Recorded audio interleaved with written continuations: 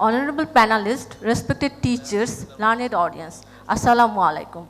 My today's topic is echocardiographic evaluation before coronary intervention.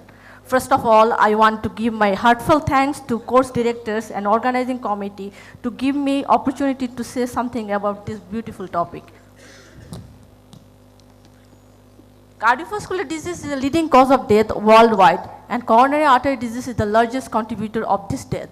Echocardiography plays a pivotal role in the evaluation of the patient presenting with suspected or proven coronary artery disease. This imaging modality is indispensable in their management throughout the entire spectrum of the disease, particularly the patient preparing for interventions. First of all, what are the aims of echocardiography before coronary intervention? These are to assess the wall motion abnormality, assessing LV, RV function, and the extent of myocardial damage.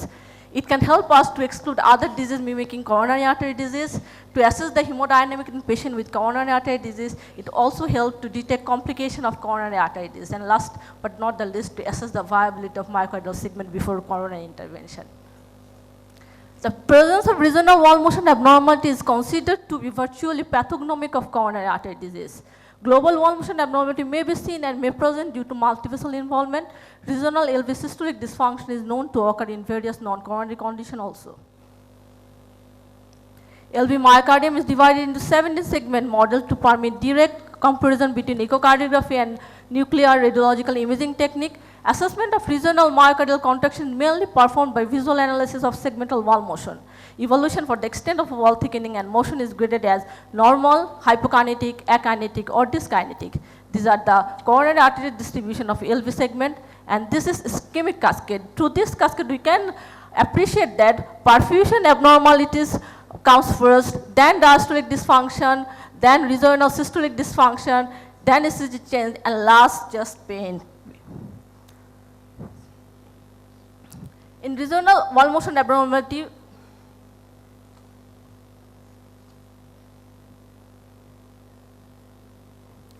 here we can see the septal wall hypokinesia, which is correlated with LED occlusion, and here we can see the infralateral wall hypokinesia, which is associated with either LCX or RCA abnormalities or stenosis.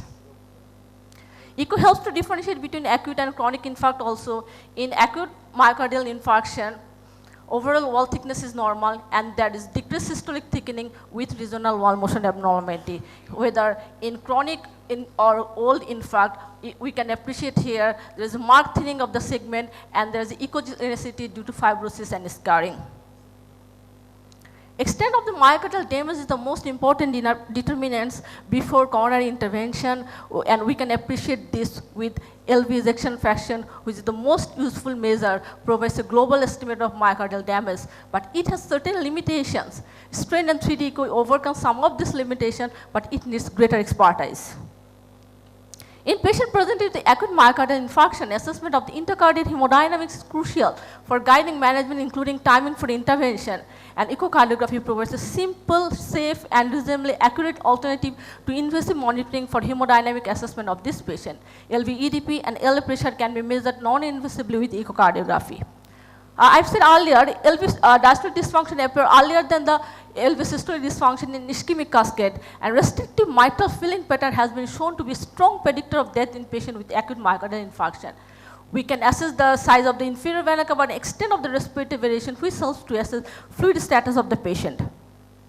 We have to also assess the RV function and the extent of the RV myocardial damage.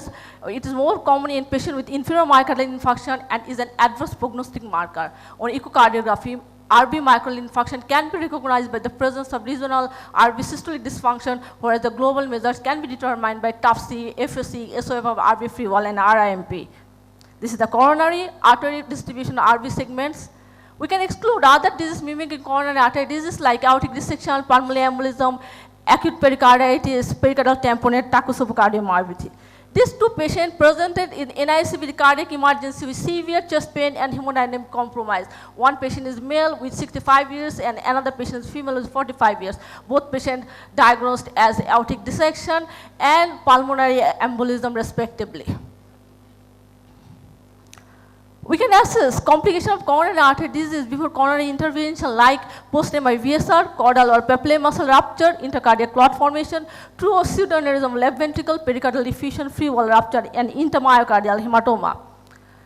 This is the LV thrombus, this ventricular septal rupture, and this is the papillary muscle rupture causing acute severe mitral regurgitation. This is all the complication of the acute coronary syndrome. We have to assess the viability of the coronary artery segment before intervention, and stress echocardiography has the capability to recognize the viable myocardium, and it can also evaluate stunned and hibernating myocardium and guide interventionists whether patient will be benefited from revascularization or not. This is the interpretation of exercise and pharmacology stress echocardiography.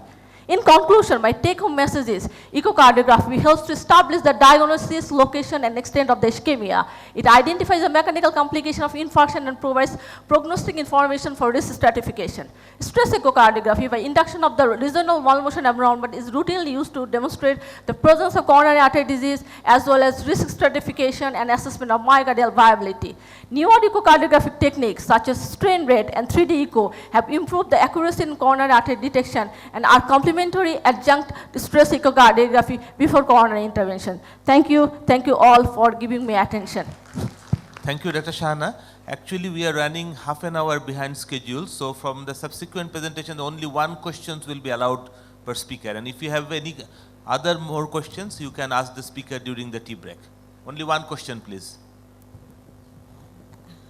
I have a question to Dr. Shahana. We know a 2D global longitudinal strain can give us the accurate distribution of hypokinetic area and also the viable area. So what is your opinion about it to see the coronary artery disease by 2D longitudinal strain? Thank you, Dr. Nilufar, for your beautiful question. I have mentioned that the extent of myocardial damage in our context, we assess LV ejection fraction, but it has lots of limitation. And to overcome this limitation, we can use LV strain, global longitudinal strain, and 3D ejection fraction. And as it is a technical value and we need a very good machine, you can't do, I have opportunity to do and you have opportunity to do global longitudinal strain, but not the all cardiologists from Dhaka and periphery to do longitudinal strain or 3D echo before coronary intervention, but it is more specific, more sensitive than 2D ejection fraction. Thank you. Thank you, Dr. Shahana Zaman, for your nice presentation, and you have completed time. Thanks once again for that